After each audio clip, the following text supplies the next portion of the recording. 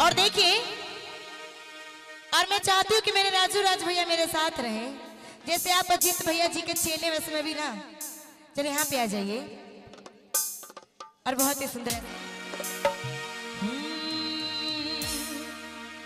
कि हो गई नितार नाम की पागल, कि ऐसा दीवाना बना दिहनु, कि एक नजरे में मार के गोली, कि हम पे जादू चला दिहनु।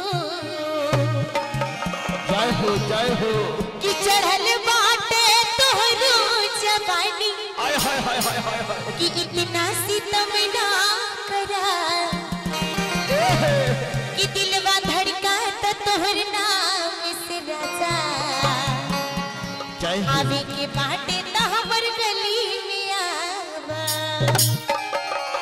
और देखी वही भाव से एगो लड़का एगो लड़की से प्यार करे ले, और ओकरा चलते गोदना गोदे के बहाने ओकर गली में देखा कैसे कहत रे, आय हाय हाय। गोदवाला हो गोदनवा, गोदवाला हो गोदनवा, गोदवाला हो गोदनवा, गोदवाला हो गोदनवा, गोदवाला हो गोदनवा, गोदवाला हो गोदनवा।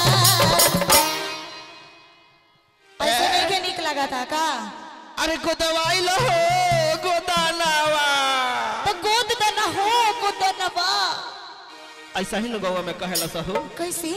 गोदवाला हो गोदनवा, गोदवाला हो गोदनवा, गोदवाला हो गोदनवा, गोदवाला हो गोदनवा।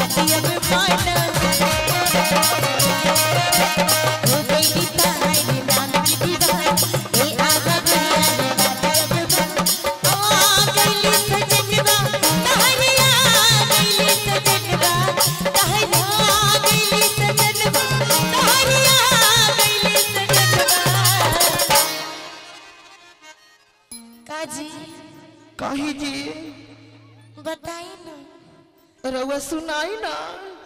का सुनाई? ऐसे रउआ कहम तक के ना गोदवाली रे, तो गोदी ए घड़ी तक टैटू बनावता लो, तो टैटू बना दी। आ जहाँ ना गोदवावे के तहाँ तहाँ गोदवा लेता लो। ना ना ना, हमरा के हाथ पे गोदवावे के बा। और देखी, गोदवाला हो गोदनवा, गोदवाला हो गोदनवा,